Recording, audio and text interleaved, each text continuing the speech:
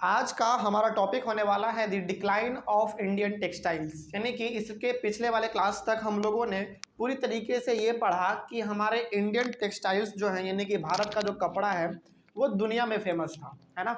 यानी कि हर लोग उसको पसंद करते थे, उसके बहुत अच्छे क्वालिटी के वजह से, सस्ते होने के वजह से, यानी कि पूरी दुनिया में उसको पसंद किया जाता था। लेकिन एक समय ऐसा भी आया जिस समय भारत के कपड़ों का ना मतलब डिमांड घट गया। भारत के कपड़े जो थे वो वर्ल्ड में अब फैलने के बजाय धीरे धीरे खत्म होने लगे थे। इसके पीछे रीज़न क्या था, है ना, उसी के बारे में हम लोग आज जानने वाले हैं और पढ़ने वाले भी हैं। तो टॉपिक का नाम होने वाला है हमारा the decline of Indian textiles. इस टॉपिक में बेसिकली हम लोगों को ये पढ़ना है कि भारत का जो कपड़ा था, यानी कि भारत का जो टेक्सटाइल्स था अपना, वो किस प्रकार से घटने लगा, उसका डिमांड कैसे धीरे धीरे घटने लगा, है ना, इसी के बारे में पढ़ना है। देखिए, सबसे पहला यहाँ पे लिखा हुआ है the development of cotton industries in Britain affected the Indian textiles producers in two ways. यहाँ पे ना अब हमको ये समझ लेना है सबसे पहले कि ये वो समय के बारे में हम लोग बात कर रहे हैं जहाँ पे कि यूरोप के लोग केवल भारत से सामानों को लेकर जाते थे और बना के बेचते थे, इतना ही केवल नहीं था। अब यहाँ पे ये होने लगा था कि वो लोग ना अपना और ज़्यादा बड़े लेवल पे, हालांकि हम लोग ये तो जानते हैं कि यूरोपियन लोग यहाँ पे आते थे, सस्ते दामों में हमारे कपड़े को खरीद के लेके जाते थे, उसको फिर बना के वो लोग महंगे दामों में पूरी दुनिया में बेचते थे, इतना हम लोग जानते हैं।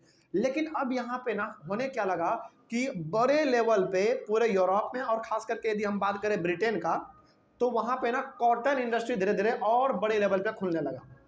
मतलब अब यहाँ पे हम ये कह सकते हैं कि अब जो वहाँ पे कपड़ा बनाया जाएगा वो बहुत ही तेज़ी से बनाया जाएगा, क्योंकि यहाँ पे अब इंडस्ट्री का संख्या क्या हो रहा है, बढ़ रहा है ना। तो अब वहाँ पे बढ़ने के, यानी कि कॉटन इंडस्ट्री का संख्या बढ़ने की वजह से यहाँ पे हमारे भारत के टेक्सटाइल प्रोड्यूसर को, यानी कि भारत के जो लोग कपड़े बनाते थे, उनको दो चीज़ों से सफ़र करना पड़ा, यानी कि उनको दो समस्याएँ हुआ। क्या था सबसे पहला समस्या, वो देखिए। सबसे पहला, first, Indian textiles producers now had to compete with British textiles in the European market। अब देखिए यहाँ पे ना अब चीज़ों को समझना पड़ेगा। पिछले वाले क्लास में हमने बात किया कि हमारे कपड़ों को वहाँ पे बैन कर दिया गया, यानी कि हमको बेचने नहीं दिया जा रहा है ना। लेकिन यहाँ पे ना एक चीज़ और समझिए जो कि आपके बुक में लिखा हुआ नहीं है, ये अलग से हिस्ट्री है, वहाँ पे ये चीज़ लिखा हुआ है, आप इस चीज़ को कनेक्ट कीजिएगा। हम लोग ये तो जानते हैं कि हमारे कपड़ों को वहाँ पे बैन कर दिया गया था कि ये लोग यहाँ पे नहीं आएंगे, नहीं आए कपड़े अपने बेच पाएंगे, केवल वही लोग यहाँ पे आएंगे जो कि ब्रिटिशर्स खुद हैं, यानी कि वो लोग जाएंगे इंडिया, कपड़ा से खरीदेंगे और वही लोग केवल यहाँ पे बेचेंगे, इंडिया वालों को यहाँ नहीं आने देंगे, ये हम लोगों को मालूम है। लेकिन क्या हम लोगों को वहाँ पे जाने नहीं दिया तो क्या हम लोग चुपचाप बैठ गए? हाँ, चुपचाप बैठ तो गए, लेकिन हम लोगों का कपड़े का डिमांड वहाँ पे ना कम होने के बजाय और बढ़ गया।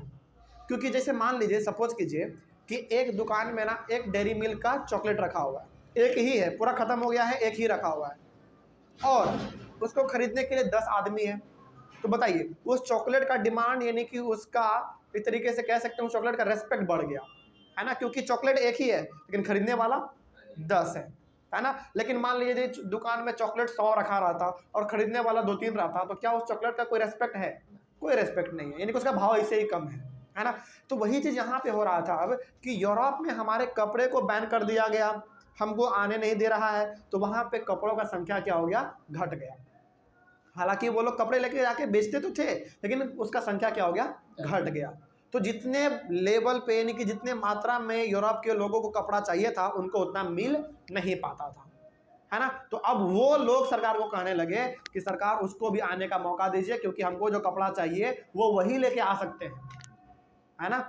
तो यहाँ पे कुछ समय के लिए जो हमारे ब्रिटिशर्स थे, यानी कि ब्रिटेन में, उन लोगों ने हम लोगों को छूट दिया था कि भाई तुम लोग भी यहाँ पे आके दोबारा बेचो, क्योंकि तुम्हारे ना आने के वजह से हमारे ही लोग तहलका मचाए हुए हैं कि हमको कपड़ा चाहिए तो उसी का चाहिए, इंडियन से ही चाहिए। तो हम लोगों को परमिशन दे दिया गया था बाद में कि आप यहाँ पे आइए, अपने कपड़ों को बेचिए। लेकिन इसके पीछे उन्होंने एक शर्त रखा था। शर्त ये था कि हम आपसे बहुत ज़्यादा टैक्स लेंगे। अब हमारे देश में आके आप कपड़ा बेच रहे हैं, बेचना चाहते हैं, तो आप कपड़ा बेचिए, हम आपको परमिशन देते हैं, लेकिन बदले में हम आपसे बहुत ज़्यादा टैक्स लेंगे। उसको हम लोग कहते हैं इम्पोर्ट ड्यूटी, याद रखिएगा। जैसे मान लीजिए हमारे भारत में यदि कोई दूसरा कंपनी का लोग यहाँ पे आता है अपने सामानों को बेचने के लिए, तो इंडियन गवर्नमेंट उसके ऊपर टैक्स लेती है। हाँ, इंपोर्ट करने का, यानी कि यहाँ पे बेचने का टैक्स लेती है। तो वही चीज़ वहाँ पे भी हो रहा था। अंग्रेजों ने हम लोगों को कहा कि ठीक है भाई, तुम लोग अपना कपड़ा ब्रिटेन में लेके आओ, बेचो, लेकिन बदले में तुमको टैक्स देना पड़ेगा, वो भी भारी मात्रा में टैक्स देना पड़ेगा। ठीक है, तो अब यहाँ पे सबसे पहला ये हो गया कि अब हमको मौका तो मिल गया वहाँ जाने का, मौका तो मिला, हम कपड़े को जाके बेच तो रहे थे, लेकिन टैक्स भी हमको ज़्यादा देना पड़ रहा था। साथ ही साथ अब यहाँ पे ना हमको कंपटीशन का सामना करना पड़ गया ब्रिटिशर्स लोगों से। क्यों? क्योंकि वो लोग को का जो कॉटन का जो इंडस्ट्री था वो बढ़ गया था और वो लोग ज़्यादा कपड़ा बना रहा था एज कम्पेयर टू इंडियंस। तो सबसे पहला समस्या हम लोगों को ये हुआ ब्रिटेन में कि हम लोगों को ना कंपटीशन का सामना करना पड़ा। मतलब कि अब यहाँ पे ये कह सकते हैं कि हमारा कपड़ा जो है ना धीरे धीरे उसका डिमांड घटता चला गया। क्यों? क्योंकि हमारा यदि 100 कपड़ा होता था तो उसका 1000 कपड़ा होता था। तो मान लीजिए यदि हम 100 को बेच के आएंगे तो एक के दिन में बेच के आ जाएंगे, लेकिन उसका कपड़ा है कि हमेशा बिकता रहेगा। तो यहाँ पे इंडियन प्रोड्यूसर्स को पहला सामना पड़ा इस चीज़ का। ठीक है, आगे क्या समस्या था? दूसरा सेकंड क्या था? Exporting textiles to Britain became difficult because very high duties were imposed on Indian textiles imported into Britain। वही बात है जो कि हमने आपको अभी बताया कि हम लोग कपड़े वहाँ पे लेके जाते थे तो हमको ना बहुत ज़्यादा टैक्स देना पड़ता था, है ना। अब ज़रा बताइए, सपोज कीजिए कि हम ना 100 कपड़े वहाँ पे लेके जा रहे हैं और पूरे 100 कपड़े का जो प्राइस है ना वो 1000 रुपये है और वो 300 रुपया टैक्स ही लगा दे रहा है, तो हमको कितना बचा? 700 रुपया बचा। और उस 700 रुपया में लेबर को भी देना है ना, जिससे ट्रैवल करके आए हैं ट्रैवल करने वाले को भी देना है, जिस यदि शिप से गए हैं तो शिप वाले को देना है ना, या फिर किसी से उधार लिए थे तो उधार भी चुकाना है। तो फिर हमारे पास बचा क्या? यानी कि इतना ज़्यादा हमसे टैक्स लिया जाता था कि हमारे पास कुछ बचता ही नहीं था। तो यहाँ पे ये चीज़ हमारे भारत के लोगों के साथ उस समय पे हो रहा था और यही दो मेन समस्या था। ठीक है, लेकिन आगे क्या हुआ उसके बारे में भी देखते हैं। English made cotton textiles successfully remove Indian goods from their traditional markets in Africa, America and Europe। देखिए, हम लोगों का जो भारत का कपड़ा था ना, हम लोगों के भारत का जो कपड़ा था वो 3 मेन कंटिनेंट में जाके बिकता था। एक हमारा हो गया अफ्रीका, अमेरिका और यूरोप, और ये तीनों का तीनों हमारा जो है ना, चाहे नॉर्थ अमेरिका हो चाहे साउथ अमेरिका हो, यहाँ पे केवल सिंपली अमेरिका है, मतलब कि दोनों हो सकता है। ठीक है, तो यहाँ पे भी जाके अफ्रीका में भी जाके और यूरोप में भी जाके हमारे कपड़े पहले बेचे जाते थे, लेकिन हमारे कपड़े को पूरी तरीके से रिमूव कर दिया गया अंग्रेजों के कपड़े के द्वारा। इसका मतलब यहाँ पे ये हो गया कि हमारा कपड़ा अफ्रीका, अमेरिका और यूरोप में बिकता था। और एक बात हमेशा याद रखिए कि दुनिया का शायद ही ऐसा कोई कोना बचा होगा जहाँ पे अंग्रेजों ने कब्जा नहीं किया था, जिसमें से सबसे भयंकर यदि किसी को लूटा तो वो दो जगह को, पहला भारत और दूसरा अफ्रीका। अफ्रीका के बारे में आपके क्लास 8 में उतना इतिहास नहीं बताया गया है, कोई बात नहीं, आप क्लास 10th में आइए, क्लास 10th में आपको मिलेगा कि अफ्रीका को कितना भयंकर रूप से उन्होंने लूटा था। अफ्रीका के बारे में थोड़ा सा हम यहाँ पे बता देना चाहते हैं क्योंकि बहुत इंपॉर्टेंट है। अफ्रीका के पास ना मतलब इतना सोना चांदी हीरा मोती था कि पूछिए मत। और अफ्रीका के लोग आज भी आप देखते होंगे थोड़ा काले होते हैं, है ना। वहाँ पे कोयला बहुत पाया जाता था पहले, कोयला। और कोयला जब वहाँ पे निकाला जाता था ना अंग्रेजों के द्वारा, तो कोयले में ना हीरे का खदान मिल जाता था, कभी कभी कभी कभी हीरा तो हीरा, कभी सोना तो सोना, इस प्रकार से वहाँ पे मिल जाता था उन लोगों को। तो अफ्रीका शुरू से ना, अफ्रीका के पास 2 समस्या था। समस्या पहला अफ्रीका के पास ये था ना कि उसके पास जो प्रीशियस मेटल्स है वो अंधाधुन है, मतलब बहुत ज़्यादा था। अब देखो, किसी भी कंट्री के लिए प्रीशियस मेटल्स होना अच्छा बात होता है ना, उतना उससे कई गुना ज़्यादा प्रीशियस मेटल्स, हीरा चांदी मोती ये सब ना, जेवर जेवरात अफ्रीका में था, लेकिन लोगों को उसका कीमत ही नहीं मालूम था, लोग उसको यूज ही करना नहीं जानते थे। जैसे मान लीजिए यदि आपके पास 1000 रुपये है, लेकिन आपको पता ही नहीं है इस पैसे का करना क्या होता है, तो क्या कोई मतलब उस पैसे का कोई मतलब नहीं है। उसके पास बहुत पैसा था, बहुत प्रीशियस मेटल्स था, लेकिन उसको मालूम ही नहीं था कि इससे जो है ना सामान भी खरीदा जा सकता है, इससे घर भी चलाया जा सकता है, उनको मालूम ही नहीं था। तो उस चीज़ का फायदा अंग्रेजों ने उठा लिया, कहा कि सब बुढ़वक आदमी है, सबको मालूम ही नहीं है कि हीरा चांदी का क्या मोल है। तो कब्जा पहला समस्या ये था अफ्रीका में। और दूसरा समस्या अफ्रीका में ये था पॉपुलेशन का, उसका पॉपुलेशन बहुत कम था, है ना। जिस समय के ये बात हो रहा है लूटपाट का, उस समय पे अफ्रीका का पॉपुलेशन बहुत ही कम था और आज भी कम ही है। तो ये दो समस्या था अफ्रीका के पास। लेकिन खैर कोई भी बात हो, तो हमारा कपड़ा जो था वो अफ्रीका में भी, अमेरिका में भी और यूरोप में तो जाके बिकता ही था। और इन तीनों के तीनों जगहों पर अंग्रेजों ने कब्जा कर लिया था, ठीक है। और जहां जहां हमारे कपड़े बिकते थे वहां वहां इन लोगों ने अपना कपड़ा बेचना शुरू कर दिया। अच्छा, एक चीज और, इनका कपड़ा मालूम है क्यों ज्यादा फेमस होने लगा? दो कारण थे इसके पीछे भी। पहला कारण तो ये कि जो कपड़ा बनाता था वो कपड़ा कहाँ का होता था? हमारे भारत का होता था। बस उसको डिजाइन देके अपना सील साल के वो बेचता था, तो कपड़ा तो हमारा ही था, यानी कि बहुत अच्छा क्वालिटी का। दूसरा बात ना, ये लोग सस्ते में ज़्यादा बेचते थे क्योंकि ये लोग मशीन से बनाते थे, और मशीन से कोई भी चीज़ जब बनता है तो कुछ ही घंटों में बहुत सारा बन जाता है। तो ये लोग मशीन से बनाते थे और बहुत ज़्यादा बना देते थे कम समय में। तो क्वालिटी का क्वालिटी भी मेंटेन हो गया और सस्ते का सस्ता भी हो गया, तो लोग इसके कपड़े को ज़्यादा खरीदते थे। और हमारे भारत का जो कपड़ा का क्वालिटी था वो तो वही रहेगा, लेकिन बनाते थे हम लोग बहुत ही धीरे धीरे, हमारे पास मशीन ही नहीं था, हाथ से बनाते थे हम लोग। कितना बनाएंगे हाथ से, है ना? इस वजह से हमारे कपड़े का जो डिमांड था मार्केट में वो धीरे धीरे घटता चला गया। और इसके ऊपर विजयी कौन पता चला गया? अंग्रेज, ब्रिटिशर्स, ठीक है। ये चीज़ हो रहा था उस समय पे। उसके बाद thousands of weavers in India they are now thrown out of employment. अब देखिए यहाँ पे होने क्या लगा कि जो भी लोग हमारे भारत में कपड़े बना रहे थे, हालांकि कपड़े तो वो लोग हाथ से ही पहले बनाते थे, तो बहुत स्लो प्रोसेस था बनाने का कपड़ा। अब यहाँ पे ना जो कपड़ा वो बना भी रहे थे ना, वो कपड़ा उनका बिक भी नहीं रहा था बिकॉज ऑफ हाई प्राइस। जैसे मान लीजिए आप कोई चीज़ हाथ से बना रहे हैं, आपको उसमें 2 दिन लग गया, तो ऑब्वियस सी बात है आप उसको महंगे दामों में बेचना चाहेंगे, है ना? तो महंगा हमारा कपड़ा होता था, हल्का तो महंगा होता ही था एज कम्पेयर टू अंग्रेजों के कपड़े से। हमारा कपड़ा थोड़ा सा महंगा होता था, इसलिए यहाँ पे ना हमारा कपड़ा अब लोग ज़्यादा प्रेफर नहीं कर रहे हैं, क्योंकि पहला बात तो लोगों को टाइम पे मिल नहीं पा रहा है क्योंकि कम बन रहा है, और दूसरा बात हम लोगों का थोड़ा सा कपड़ा महंगा होता था क्योंकि हम लोग हाथ से बनाते थे, है ना? तो समय लगता था, तो इस वजह से हमारा कपड़ा बिकता नहीं था। अब जब कपड़ा बिक ही नहीं रहा है तो कोई लोग कपड़ा बनाएगा?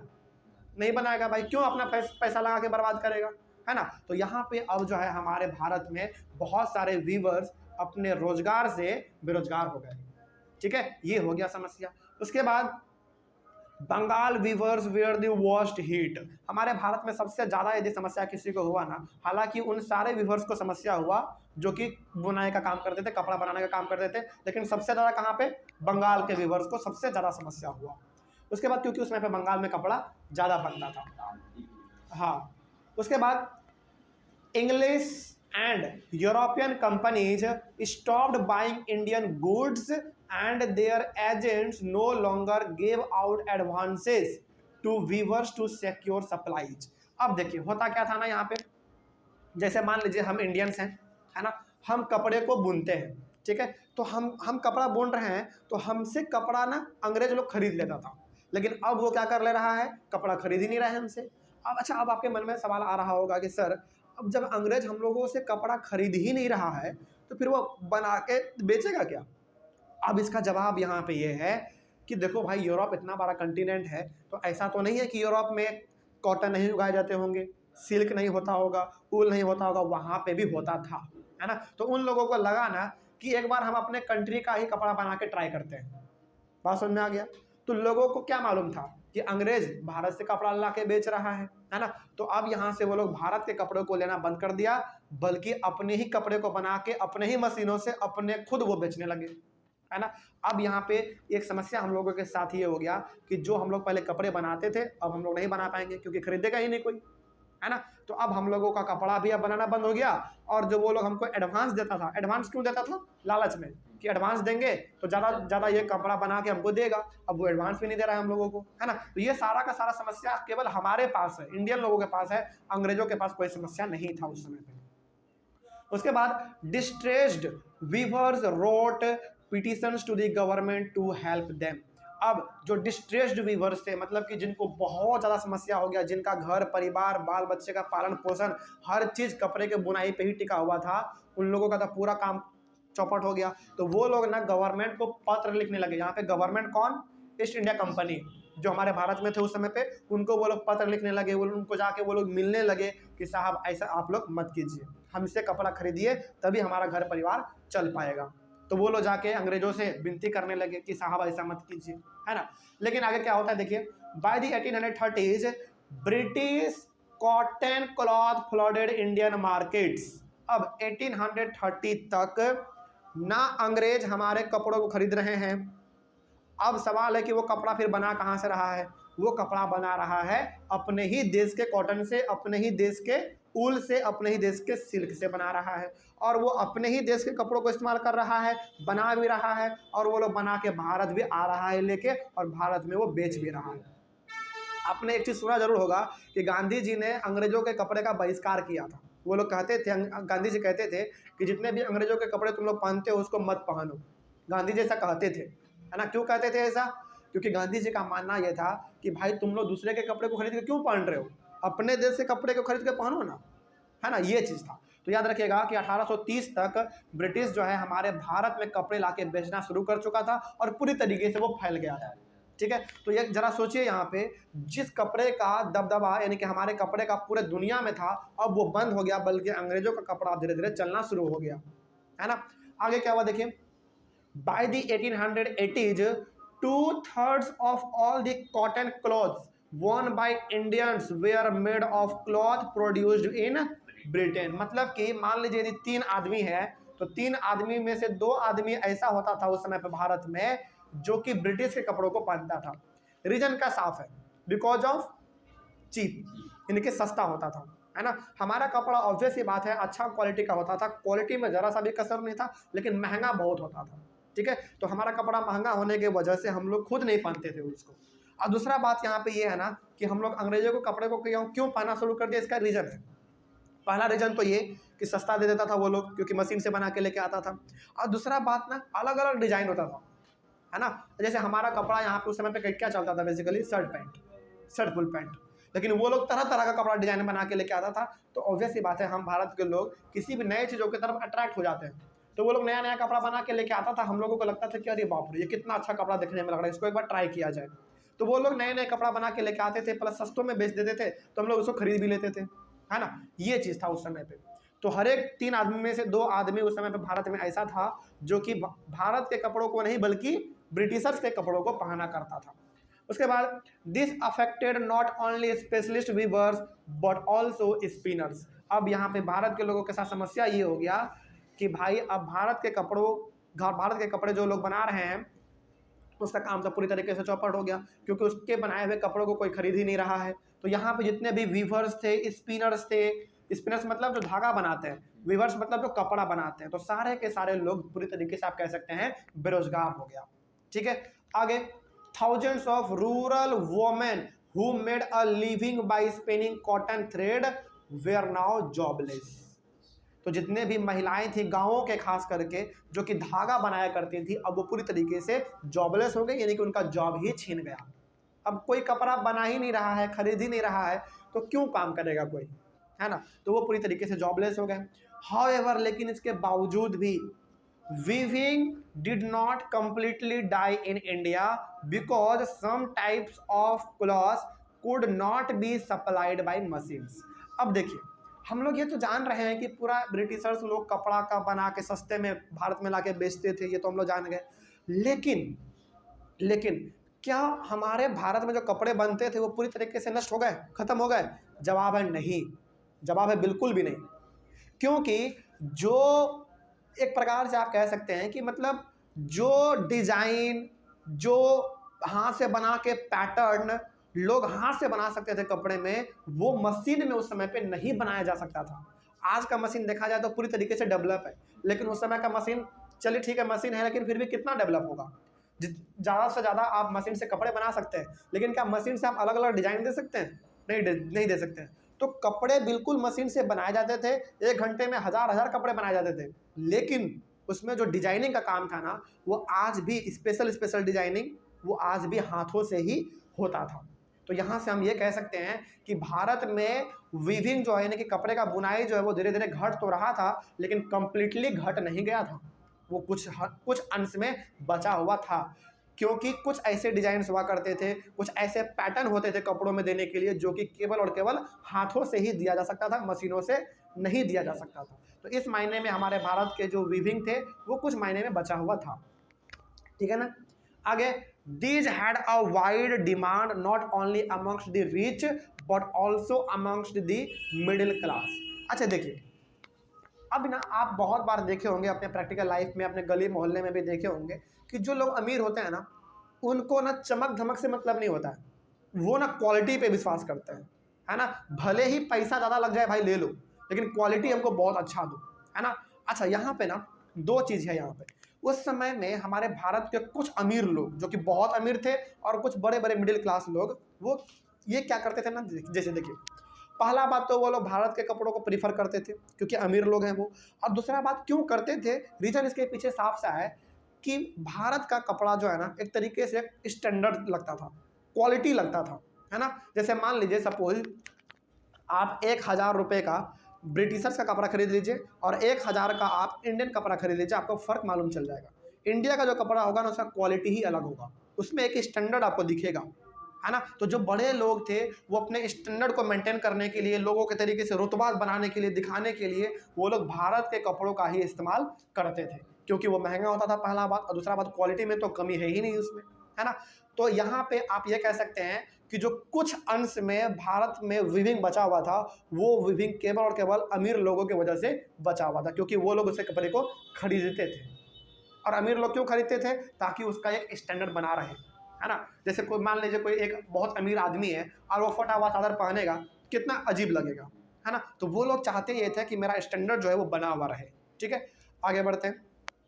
उसके बाद तो कुछ मिडिल क्लास लोग भी थे और कुछ अमीर लोग भी थे जो कि वीविंग को आज भी प्रेफर करते थे। उसके बाद यहाँ पे लिखा हुआ है Solapur in western India. Western India मतलब इंडिया के वेस्ट साइड है, जैसे राजस्थान, गुजरात, ये सब हो गया उधर।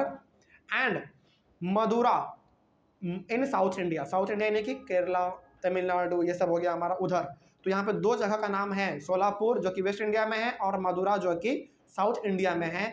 इन दो जगहों पर South India emerged as important new centres of weaving. तो इस दोनों जगह पर उस समय पे, जिस समय कि हमारे भारत के कपड़े उतना डिमांड में नहीं थे, धीरे धीरे उनका डिमांड घटने लगा था, तो भारत में मात्र यही दो जगह थे जो कि भारत के इज्जत को बचा के रखा था, मतलब कि कंप्लीटली वीविंग को खत्म नहीं होने दिया था। ठीक है ना, आगे याद रखिएगा। तो सोलापुर भारत के वेस्ट साइड में और मदुरा जो है साउथ इंडिया के साउथ साइड में था। उसके बाद during the national movement Mahatma Gandhi encouraged people to boycott imported textiles and use hand spun and hand woven cloth. अब देखिए, गांधी जी ना अलग अलग प्रकार के नेशनल मूवमेंट क्या करते थे। नेशनल मूवमेंट मतलब आंदोलन।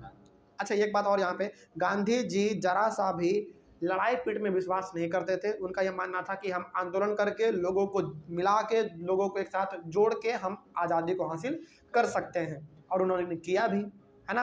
तो गांधी जी समय समय पर मूवमेंट लॉन्च करते रहते थे, यानी कि आंदोलन जो है अंग्रेजों के खिलाफ वो लगातार करते रहते थे। जैसे 3-4 आंदोलन का नाम हम बता देते हैं। सबसे पहला सत्याग्रह, उसके बाद नॉन कॉपरेशन मूवमेंट, उसके बाद सिविल डिसोबीडियंस मूवमेंट, है ना। उसके बाद फिर रॉलेट सत्याग्रह, यानी कि 3-4 मूवमेंट थे जो कि गांधी जी ने खुद लॉन्च किया था। ठीक है, तो उस मूवमेंट के दौरान गांधी जी हमेशा कहते थे कि भाई जो तुम विदेश के कपड़ों को पहन रहे हो उस कपड़ों को छोड़ो और अपने देश के कपड़ों को पहनो, जैसा कि तुम पहले क्या करते थे, है ना। ऐसा क्यों कह रहे हैं गांधी जी, क्योंकि हर लोग जो है ना अब अंग्रेजों के कपड़ों को ही खरीद रहा था। दो वजह से, क्योंकि डिजाइन बहुत अच्छा अच्छा होता था उसका, और दूसरा सस्ता होता था। तो गांधी जी अपने हर मीटिंग में, हर मूवमेंट में वो इन लोगों को इनकरेज करते थे, लोगों को वो कहते थे कि भारत के कपड़े को बने हुए जो हैं उसको पहनो। तो यहाँ पे देखिए लिखा हुआ है hand spun and hand woven, यानी कि हाथ से जो बने हुए कपड़े हैं हमारे भारत का, उसके कपड़ों को पहनो, बल्कि दूसरे के कपड़ों को छोड़ दो, है ना। तो जब गांधी जी ऐसा कहते थे तो अंग्रेजों के कपड़े को जो है ना लोग घर से निकाल निकाल के इकट्ठा करते थे और उसमें आग लगा देते थे। ये चीज़ आपको मिलेगा क्लास 10th में मिलेगा। क्लास 10th में चैप्टर ही है नेशनलिज्म इन इंडिया, उसमें आपको ये चीज़ मिलेगा कि बड़े लेवल पे जो है ना इंडिया के, एकदम पूरा इंडिया में हर जगह पे अंग्रेजों के कपड़े को इकट्ठा किया जाता था। जो लोगों ने खरीद रखा था उसको घर से निकालते थे, एक जगह इकट्ठा करते थे और उसमें आग लगा देते थे। उस प्रकार से, जिस प्रकार से हम लोग होली में अगजा जलाते हैं ना, अगजा होली के एक दिन पहले, उसी प्रकार से, यानी कि एकदम ढेर लग जाता था कपड़ों का, उसके बाद उसमें आग लगा दिया जाता था। और केवल गांधी जी के कहने पे ये सब चीज़ होता था, क्योंकि गांधी जी उस समय बहुत बड़े लीडर थे। ठीक है ना, ये चीज़ उस समय पे हो रहा था। उसके बाद khadi become a symbol of nationalism.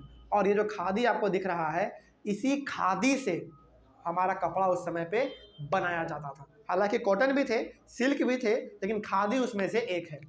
तो खादी का कपड़ा आज भी आपको देखने को मिल जाएगा भारत में, है ना, खादी का कपड़ा। और खादी के कपड़े को आज भी बढ़ावा दिया जाता है भारत सरकार के द्वारा, है ना। क्यों? क्योंकि ये बहुत ही अच्छे क्वालिटी का होता है और इसका कपड़ा बना हुआ जो है ना बहुत टिकता है। महंगा थोड़ा सा होता है, वो ऑब्वियस सी बात है, महंगा होता है, लेकिन बहुत ही अच्छे क्वालिटी का होता है। ठीक है, तो यहाँ पे खादी जो है ना वो नेशनलिज्म का एक सिंबल बन गया था। नेशनलिज्म के सिंबल का मतलब यहाँ पे ये है कि यदि आप अपने भारत देश से प्यार करते हो, आप अपने देश से प्यार करते हो, लगाव रखते हो, तो विदेश के कपड़ों को पहनना छोड़ो, अपने कपड़ों को पहनो। वो भी कौन सा कपड़ा? खादी का कपड़ा। ठीक है, ये उस समय पे गांधी जी के द्वारा मैसेज ऐसा दिया जाता था। अब ऑब्वियस सी बात है भाई, किसी ने कह दिया मतलब कि गांधी जी कह रहे हैं, तो ऑब्वियस सी बात है मानेंगे लोग। कोई समस्या नहीं ना। चलिए आगे बढ़ते हैं। उसके बाद लिखा हुआ है द चरखा was put at the center of the tricolor flag of the Indian National Congress adopted in 1931। अब एक चीज और यहाँ पे आप देखते होंगे कि गांधी जी ना हमेशा ना चरखों के साथ नजर आते थे। पहले गांधी जी का चरखा हम लोग बचपन में खूब पढ़े हुए हैं, है ना। तो गांधी जी ना एक पॉलिटिकल पार्टी से बिलोंग करते थे। उस पॉलिटिकल पार्टी का नाम था इंडियन नेशनल कांग्रेस, और उसको हम लोग आज शॉर्ट में सिंपली क्या कह देते हैं? कांग्रेस पार्टी। जो आपको दिखता है कांग्रेस, बीजेपी, ये सब बीजेपी नहीं, कांग्रेस। वो कांग्रेस उस समय पे भी था और आज भी है। ठीक है ना, कोई डाउट इसमें? तो गांधी जी किस पार्टी से बिलोंग करते थे? इंडियन नेशनल कांग्रेस, यानी कि कांग्रेस पार्टी से वो बिलोंग करते थे। और कांग्रेस पार्टी का यदि आप झंडा देखेंगे तो वो बिल्कुल तिरंगा के जैसा है, और तिरंगा के झंडा के बीच में उस समय पे गांधी जी ने चरखा डाल दिया था। और गांधी जी वहाँ पे तिरंगा के बीच में चरखा वो क्यों डाल रहे हैं मालूम है? ताकि लोगों को लगे कि हमारे जो कपड़ा बनाने का तरीका है वो चरखा से ही है और हम अपने कपड़ों को ही पहने। तो Gandhi ji basically Indian national Congress का जो झंडा था उस समय पे, उस झंडे में गांधी जी ने चरखा इसलिए डलवाया क्योंकि लोगों को लगे कि गांधी जी अपने देश के बने हुए कपड़ों को सपोर्ट कर रहे हैं, और बिल्कुल करते भी थे, है ना। यानी कि लोगों को वो एक तरीके से जागरूक करना चाहते थे गांधी जी। ठीक है, ये चीज़ था उस समय पे। और याद रखिएगा कि ट्राई कलर यानी कि तिरंगा में गांधी जी के द्वारा या फिर गांधी जी के कहने पर चरखा कब डाला गया था? 1931 में डाला गया था। कोई डाउट नहीं ना अब इसमें? चलिए इस बात को आप याद रखिएगा। उसके बाद लिखा हुआ है आगे, the weavers and spinners who lost their livelihood became agricultural laborers। अब देखिए हमारा कपड़ा उतना अब चल नहीं रहा था, है ना, कोई पहन नहीं रहा था हमारा कपड़ा, विदेश के लोगों के कपड़े को ज़्यादा लोग पहन रहे थे। तो यहाँ पे जितने भी हमारे स्पिनर्स लोग थे जो धागा बनाते थे या फिर जो कपड़े का बुनाई करते थे, वो लोगों का रोजगार तो छिन गया। अब क्या करेगा वो लोग? बैठा तो नहीं रहेगा भाई, घर परिवार तो चलाना ही है, पेट तो चलाना ही है। तो वो लोग अब क्या बन गए? एग्रीकल्चरल लेबरर बन गए, यानी कि खेतों में अब वो लोग खेती बाड़ी करने लगे, काम वाम करने लगे, क्योंकि घर परिवार तो चलाना ही है। उसके बाद आगे बढ़ते हैं, क्या हुआ? Some migrated to cities in search of work. और कुछ लोग जो थे वो गाँवों से शहर की तरफ मूव कर गए काम के खोज के, क्योंकि गांव में काम हो ना हो, शहर में कोई ना कोई काम मिल ही जाता है। चाहे कोई दुकान में काम कर लो, चाहे किसी चाय के ढाबा पे काम कर लो, चाहे फैक्ट्री में काम कर लो, कहीं भी काम करो, लेकिन काम शहर में मिल जाता है ना। And many others migrated to other country to work in plantations in Africa and South America. और बहुत सारे लोग तो उस समय पे ऐसे थे जो कि भारत को छोड़ के अफ्रीका और साउथ अमेरिका चले गए प्लांटेशन करने के लिए। प्लांटेशन मतलब चाय का खेती करने के लिए, शुगर केन उगाने के लिए, कॉफ़ी उगाने के लिए, है ना, इन सब चीज़ों को खेती करने के लिए वो लोग अलग अलग कंट्री चले गए। और आज भी आप कभी भी अफ्रीका जाएंगे या फिर आप साउथ अमेरिका जाएंगे तो आपको भारत के लोग बहुत सारे मिलेंगे वहाँ पे। वो लोग जो कि अंग्रेजों के समय में गए थे और वहीं पे अपना घर परिवार सब आज के दौर में बसा लिए हैं, है ना। तो वो लोग भी हिंदी बोलते हैं, वो लोग भी भोजपुरी बोलते हैं। बड़ा अजीब लगेगा आपको सुन के कि विदेश में भी भोजपुरी बोला जा रहा है, यहाँ पे भी लोग जन्मों जन्म से रहे जा रहे हैं। तो ये रिजल्ट कब का है? उस समय का है जब लोग यहाँ से स्विच कर रहे थे, भाग रहे थे अपने रोजगार के लिए। ठीक है ना। आगे, some weavers found work in the new cotton mills that were established in Bombay, Ahmedabad, Solapur, Nagpur and Kanpur. और बहुत सारे लोग ऐसे थे जिनका कि पूरी तरीके से रोजगार छीन गया था, वो लोग जो है ना अब जो शहर में धीरे धीरे कॉटन मिल आ रहे थे, यानी कि कॉटन मिल का जो फैक्ट्री लग रहा था उसमें वो लोग काम करने के लिए चले गए। और उस समय पे कॉटन मिल कहाँ कहाँ लग रहा था हमारे भारत में? बॉम्बे बॉम्बे बॉम्बे को आज हम लोग किस नाम से जानते हैं? मुंबई के नाम से। मुंबई में, अहमदाबाद में, सोलापुर में, नागपुर में और कानपुर में उस समय पे बड़े बड़े लेवल पे जो है कॉटन का इंडस्ट्री लग रहा था, ताकि हम लोग भी अब मशीन से कपड़ा बना सके। तो वो लोग शहर चले गए काम करने के लिए, है ना। तो यहाँ पे हम लोग ये देख लिए।